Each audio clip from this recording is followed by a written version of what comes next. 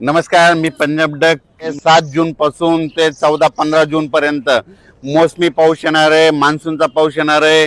म्हणून ही सर्वप्रथम शेतकऱ्यासाठी आनंदाची बातमी. आणि या वर्षी सगळ्या शेतकऱ्याची मिरगी पेर होणार आहे, म्हणून ही सर्वप्रथम शेतकऱ्याची आनंदाची बातमी. आणि तुम्हाला एक सांगू इच्छितो की काल देखील प्रसार माध्यमातून म्हणतात यावर्षी दुष्काळ पडणार आहे. सर्व शेतकऱ्याला सांगू इच्छितो दुष्काळ वगैरे काय पडणार नाही, सरासरी इतका पाऊस पडणार आहे. लवकर पेरणी होणार आहे. लवकर पेरणी झाली तर पिकं चांगली येतात आणि सगळ्या पिकाला उतार येतो. म्हणून ही अंदाज सर्व शेतकऱ्यांनी लक्षात घ्यायचा.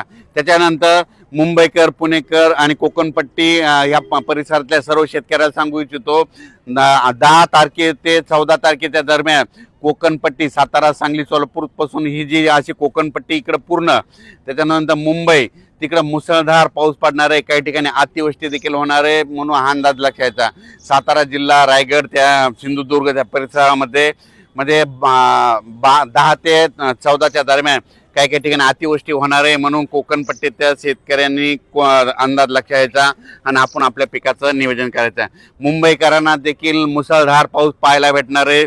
10 ते 14च्या दरम्यान मुंबईकरांना देखील मुसळधार पाऊस पाहायला भेटणार आहे, म्हणून हा अंदाज लक्षायचा. पहिल्या पावसातच मुंबईकरांना जनजीवन विस्कळीत असं दिसणार आहे, म्हणून हा मुंबईकरांनी देखील अंदाज लक्षात घ्यायचा. म्हणजे पहिल्या मान्सूनच्या पावसात इतका जोरात पाऊस कधी येत नसतो, पण यावर्षी माझा मान्सूनचा पाऊस मुंबई, पुणे, कोकणपट्टीला खूप जोराचा झोडपिणार आहे, म्हणून हा अंदाज त्यांनी देखील लक्षात घ्यायचा. आणि राज्यातल्या सर्व शेतकऱ्याला सांगू इच्छितो की यावर्षी सरासरी इतका पाऊस पडणार आहे, म्हणजे जेमतेम पडणार आहे, पिकाला लागेल तसा पडणार आहे.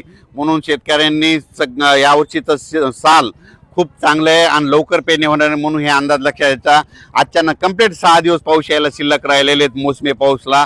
म्हणजे आज 31 मे आहे, म्हणजे 1, 2, 3, 4, 6 तारखेपर्यंत तुम्ही शेतीचे कामे करून घ्या.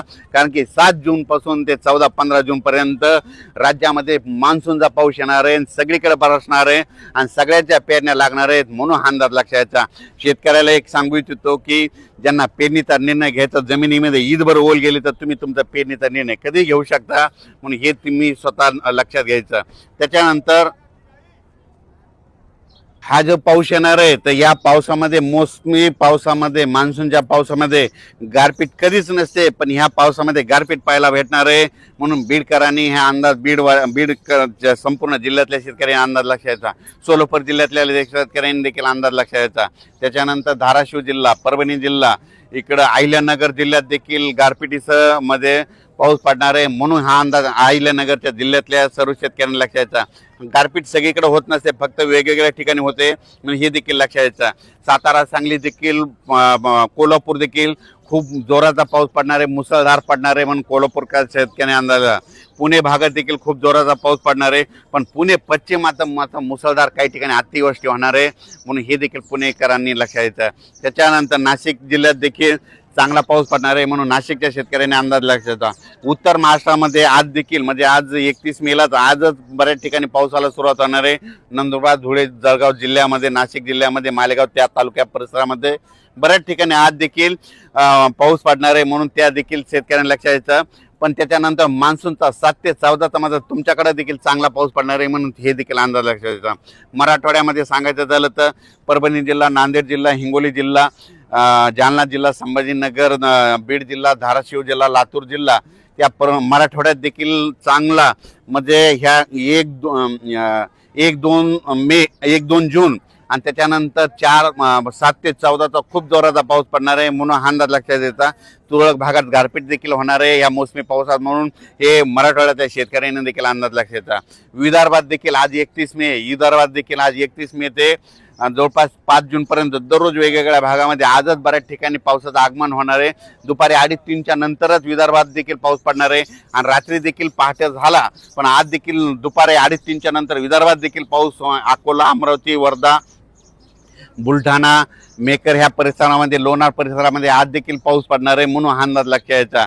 त्याच्यानंतर आता इकडे यवतमाळ जिल्हा, चंद्रपूर, गडचिरोली ह्या भागातल्या सर्व शेतकऱ्याला सांगू इच्छितो तुमच्याकडे देखील 7 ते 14 जे मान्सूनचा पाऊस येईल त्याच्यामध्ये तुमच्या पेरण्या लागतील आणि म्हणून ही अंदाज तुम्ही देखील लक्षात घ्या. म्हणजे सांगायचं झालं तर यावर्षी सगळ्यात असं पोषक वातावरण आहे. इतकं पोषक वातावरण कधी नसतं, पण यावर्षी खूप चांगलं पोषक वातावरण आहे. म्हणून महाराष्ट्रातल्या शेतकऱ्यांनी शेतीचे कामे करण्यासाठी फक्त 6 दिवस शिल्लक राहिलेले. 31 मे आज आहे, 31 मे पासून कंप्लीट 6 दिवस आहे. तुम्ही 6 दिवसामध्ये शेतीचे मशागतीचे कामे करून घ्या म्हणून ह्या अंदाज देखील सर्व शेतकऱ्यांनी लक्षात घ्यायचा. परत एकदा मी या शेतकऱ्याला सांगू इच्छितो की 2026चा जे पाऊस येणार आहे खूप